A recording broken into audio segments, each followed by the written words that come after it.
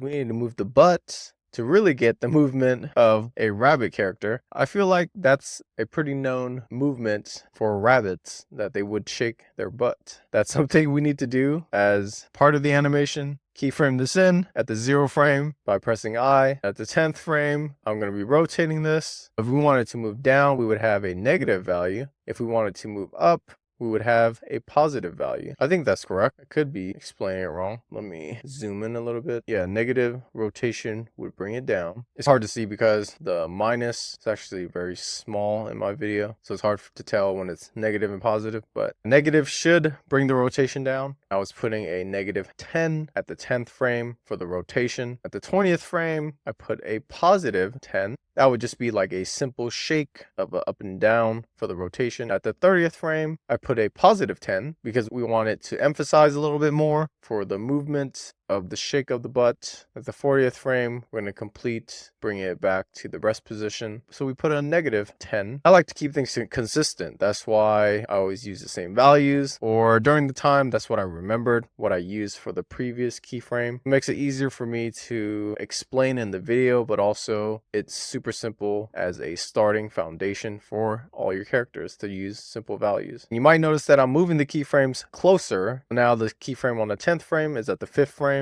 and then the keyframe on the 20th frame is on the 10th frame. This would actually speed up the animation and make it move faster. So he's going to be shaking his butt quicker. I guess that's what I wanted, so that's why I'm moving these keyframes over. Now we have the quicker movement from 0 to 20th frame. Now we have this 4 keyframe sequence that we can duplicate, and then duplicate it for 25th to the 40th keyframe, and then the 45th to the 60th keyframe. It's pretty much the same process that I've been doing for the torso, the chest, and the head. For the butt and that movement, we're just making it animate a little quicker so we can have more movements, even though the butt's going to be shaking a little bit faster than the other parts of the body, but that's okay. That's going to make the animation a little bit more unique. When we hit play, you can actually see the butt moves much faster than the rest of the body. You're emphasizing the movement on the butt, which I think is interesting. It's funny if we ever get to see that from a back view of the character. You gotta make sure your character is being viewed from the back in your game to even see the emphasis of that movement. But I thought it was just funny to add it in that way.